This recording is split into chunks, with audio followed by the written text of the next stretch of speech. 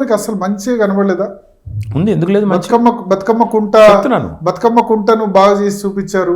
Convention దగ్గర develop చేస్తారు. Comedy ఏంటంటే తర్వాత ప్రభుత్వ భూమి దాదాపు 5,000 కోట్ల రూపాయల వర్త్ ప్రభుత్వ భూమిని రక్షించాం. ఏది గాంధీ గారు ఎమ్మెల్యే గాంధీ గారికి ఏది దగ్గరుండి హైడ్రా ఫెన్సింగ్ పెట్టించింది ఆ భూమి? మీరు చెప్పేది ఏ భూమి? గాజుల రామారంలో 11 ఎకరాల భూమి ఎమ్మెల్యే గాంధీ గారు పార్టీ మారినందుకు నజరానాగా ఇచ్చి ఆ భూమికి కంచె దగ్గరుండి హైడ్రా కమిషనర్ హైడ్రా సిబ్బంది చేసిన భూమి గురించి ఏది చెప్తున్నారు మీరు కాపాడింది?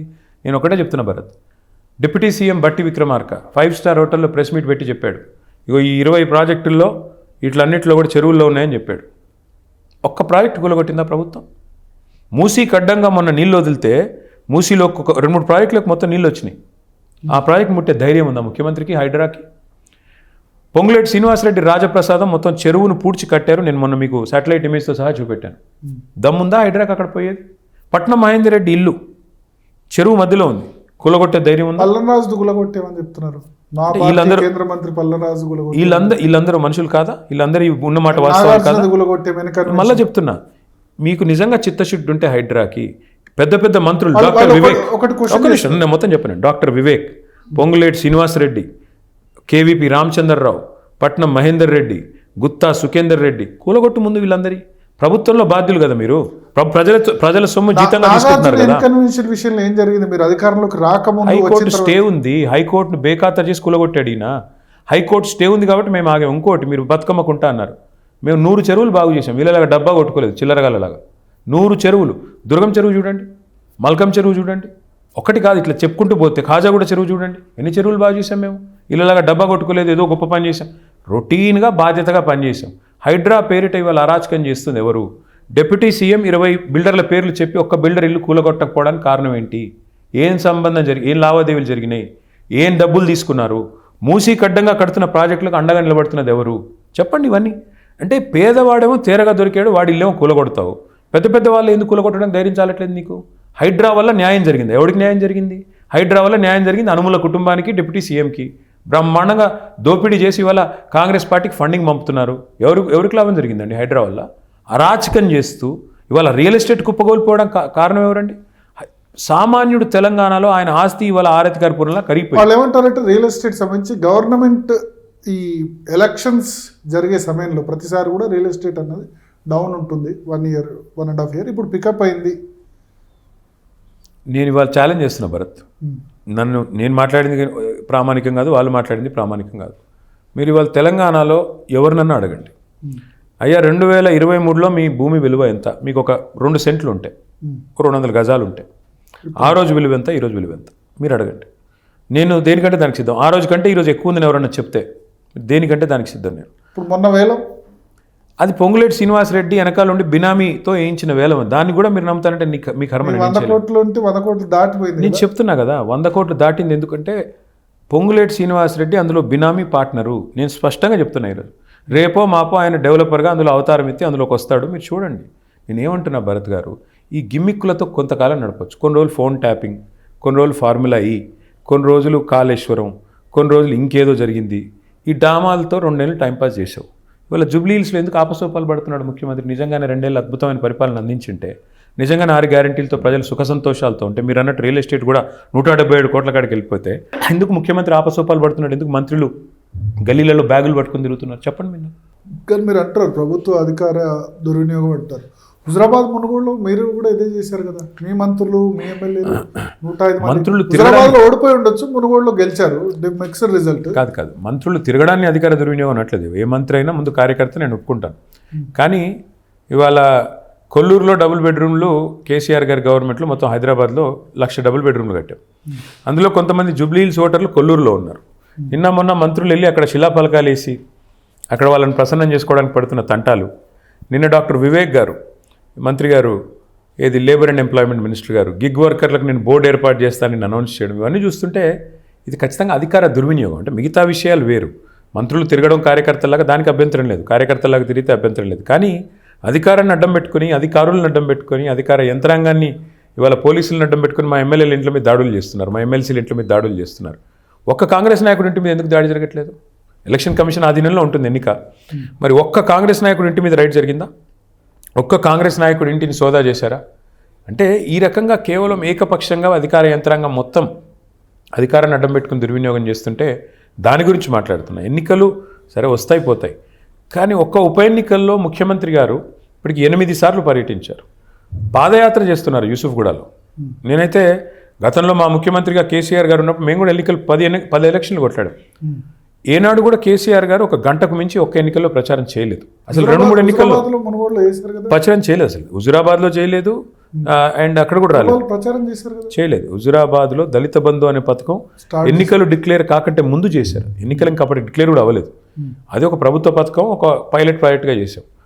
మునుగోడు కాదు, మన దుబ్బాకలో ప్రచారానికి కూడా రాలేదు కేసీఆర్ గారు, హుజురాబాద్లో రాలేదు. సో నేనేమంటానంటే అల్టిమేట్గా ఇవన్నీ కూడా ప్రభుత్వం యొక్క భయానికి, ఆందోళనకి, ప్రభుత్వం ప్రజల్లో ఎంత పలుచనైపోయింది అని చెప్పడానికి ఇవన్నీ ప్రతీకలుగా నేను భావిస్తాను. ఓకే, సో ఇప్పుడు మీరు అన్నారు మీ పార్టీ నేతలకు సంబంధించి వాళ్ళ మర్రి జనార్దన్ రెడ్డి, ఇంకో తక్కలపల్లి రవీంద్రరావు ఇంటి మీద వాళ్ళు దాడులు చేశారు.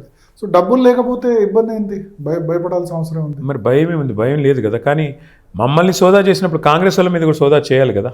కేవలం బీఆర్ఎస్ వాళ్ళ, బీజేపీ వాళ్ళని అసలే ముట్టరు. భయం రేవంత్ రెడ్డి గారికి బీజేపీ అంటే. బీజేపీ వాళ్ళ దగ్గర పైసలు ఎక్కడ లేవు కదా. ఇది బీజేపీ వాళ్ళ దగ్గర పైసలు ఎక్కువ ఉన్నాయా?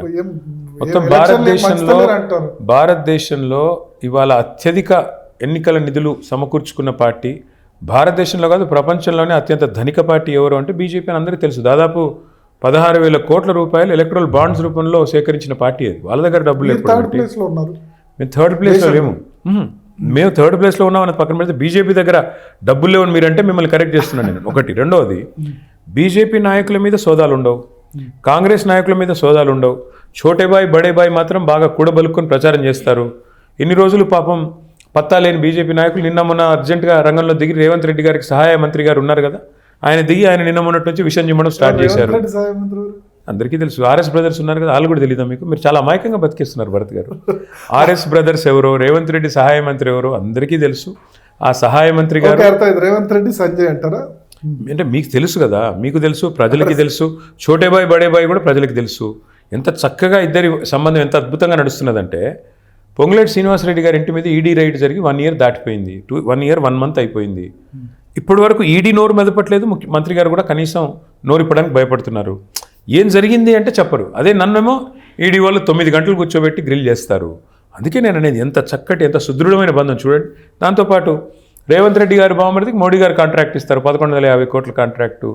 రేవంత్ రెడ్డి గారేమో సీఎం రమేష్ గారికి 1350 కోట్ల కాంట్రాక్ట్ ఇస్తారు. అంటే ఈ క్విడ్ ప్రోకో ఇచ్చిపుచ్చుకునే సంబంధం ఏదైతే ఉందో చాలా అద్భుతంగా జరుగుతుంది కాంగ్రెస్ది, బీజేపీది. వక్ఫ్ చట్టం కేంద్రం పాస్ చేసింది. పాస్ చేయంగానే ఆ రోజు పార్లమెంట్లో మేము వ్యతిరేకించాం, కాంగ్రెస్ కూడా వ్యతిరేకిస్తూ ఓటేసింది. కానీ మొట్టమొదటి ప్రభుత్వం భారతదేశంలో వక్ఫ్ చట్టం అక్కడ పాస్ అయిందో లేదో బడేబాయి దగ్గర మార్కులు కొట్టేయాలని జీవో తెచ్చిన మొట్టమొదటి ప్రభుత్వం భారతదేశంలో తెలంగాణ ప్రభుత్వం. సరే, తర్వాత స్టే వచ్చింది సుప్రీంకోర్టులో, అది వేరే విషయం. ఇట్లా చెప్పుకుంటూ పోతే ఒక 100 ఉదంతాలు. ఎంత చక్కగా రేవంత్ రెడ్డి గారు, బడేబాయి గారు ఇద్దరు కలిసి పనిచేస్తున్నారు. ఇప్పుడు ఆర్ఆర్ ట్యాక్స్ అంటారు ప్రధానమంత్రి. ఆర్ఆర్ ట్యాక్స్ వసూలు అవుతుందని ప్రధానమంత్రి నోట్లోంచి వచ్చిన తర్వాత సంవత్సరంన్నర తర్వాత ఏం కార్యాచరణ ఉండదు, ఏం యాక్షన్ ఉండదు. అమిత్ షా వచ్చే ఏటీఎంగా మారిపోయింది అంటాడు తెలంగాణ. మరి దొంగలు పట్టుకోవాల్సింది హోంమంత్రే కదా. హోంమంత్రి, ఆయన సహాయ మంత్రి, రేవంత్ రెడ్డికి సహాయ మంత్రిగా మారిపోయిన తర్వాత ఇంక దొంగలు ఎక్కడ పట్టుకుంటారు? బండి సంజయ్ విషయానికి వద్దాం, మీరు ఆరోపణ చేస్తున్నారు కాబట్టి.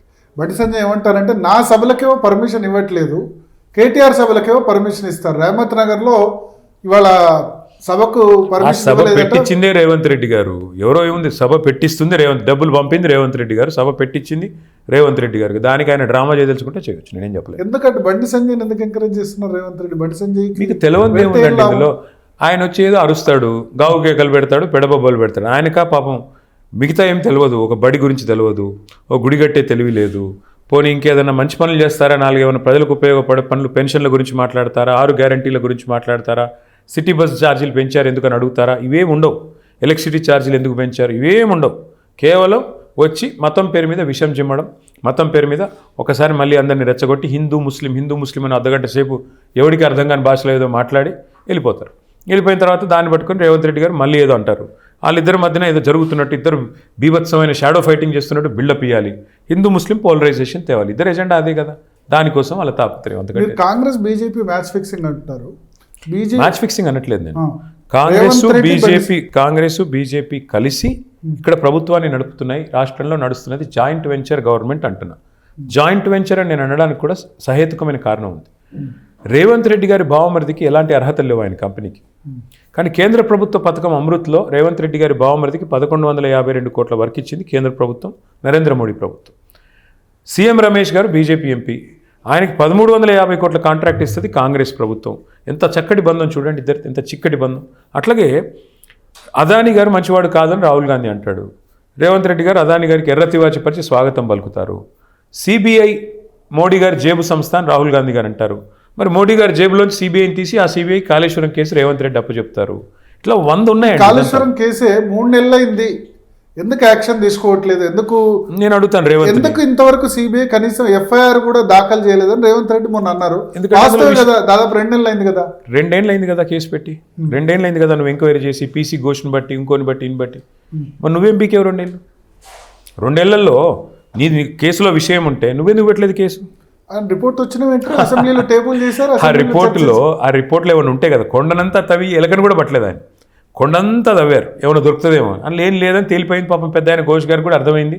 అనవసరంగా ఆయన ఇమేజ్ పాడవద్దు అనుకున్నారో ఏమనుకున్నారో ఏమీ చెప్పలేదు. అందులో ఏం చెప్పారు? ఫైనల్గా చిన్న తప్పులు ఏమైనా ఉంటే ఉండొచ్చు అని చెప్పారు తప్ప ముఖ్యమంత్రి గారు తప్పు చేశారనో ఇరిగేషన్ మంత్రి తప్పు చేశారనో ఎక్కడ ఉందా రిపోర్ట్లో? నెంబర్ 1. నెంబర్ 2, ఏం చేయాలి రేవంత్ రెడ్డి ఆ మొహం మీద ఆ రిపోర్ట్ వచ్చి పడ్డ తర్వాత ఏం చేయాలో అర్థం కాలేదు. కొండంతా తవ్వి ఎలకను కూడా పట్టలేదు, ఏమీ చేయలేని పరిస్థితి. మరి ఏదైనా ఎంక్వైరీ చేద్దామంటే విషయం లేదని అర్థమైంది. విషయం లేదు కాబట్టి మన మొహం ఎక్కడ దాచిపెట్టుకోవాలి? CBI పెట్టమనండి case. ఎవరు ఆపుతున్నారు? ఎవరికి అవసరం ఉంది ఆపేది?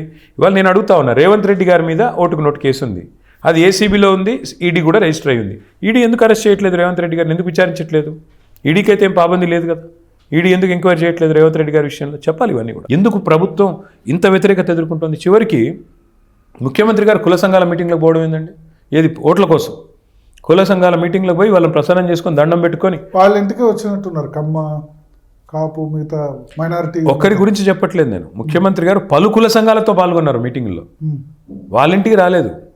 ముఖ్యమంత్రి గారి ప్యాలెస్కి రాలేదు. ముఖ్యమంత్రి గారి ప్యాలెస్కి వచ్చిన కేసులు వేరు, ఈయన పోయిన వాళ్ళు వేరు. చాలా జరుగుతున్నాయి, మీకు తెలియదు పాపం. మీరంతా జర్నలిస్టులు అంటే వాళ్ళు పంపే సీఎం ఆఫీస్ నుంచి పంపే మాత్రం వేస్తున్నారు, మిగతా చూడట్లేదు మీ వాళ్ళు.